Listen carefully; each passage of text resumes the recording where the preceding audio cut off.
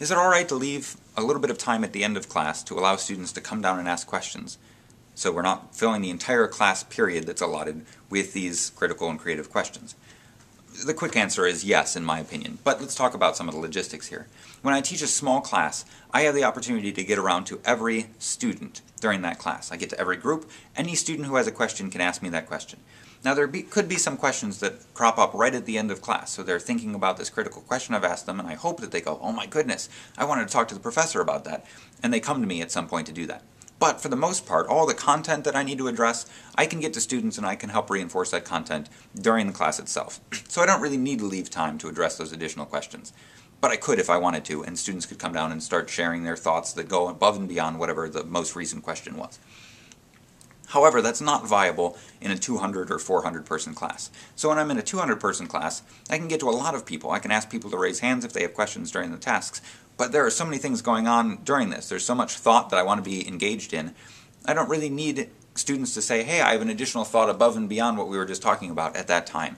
It's not going to be beneficial to the class as a whole, and I am beneficial to the class as a whole during that time, going around facilitating these group processes. So really there are three different families of things that I can do to help with that. One is be available before and or after class, so come in early and or leave late, and then students can come down and speak to me on their own time. Now of course I'm sensitive that students may need to be moving quickly across campus, so they may not be able to capitalize upon that, but the ones who can, and we can move on to a different task. I can also make myself available via email, electronically or in discussion boards or something for whatever system that we're using in the class, so that students can voice their questions to me publicly or privately, and I can respond to them publicly or privately. A third option is, of course, office hours. Now those are used more or less, but if I make myself available through office hours, students who have those questions can come and speak to me about them. But back to the central question, is it okay to leave time at the end of class for these questions to arise? Absolutely.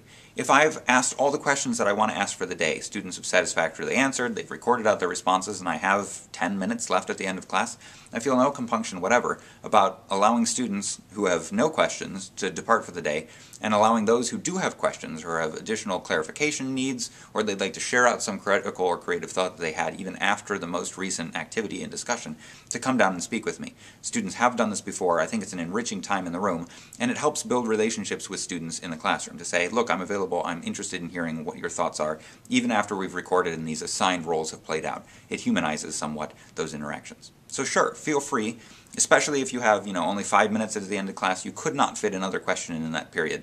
You may be able to fit instruction in if this were in a lecture classroom, but that's not the point here.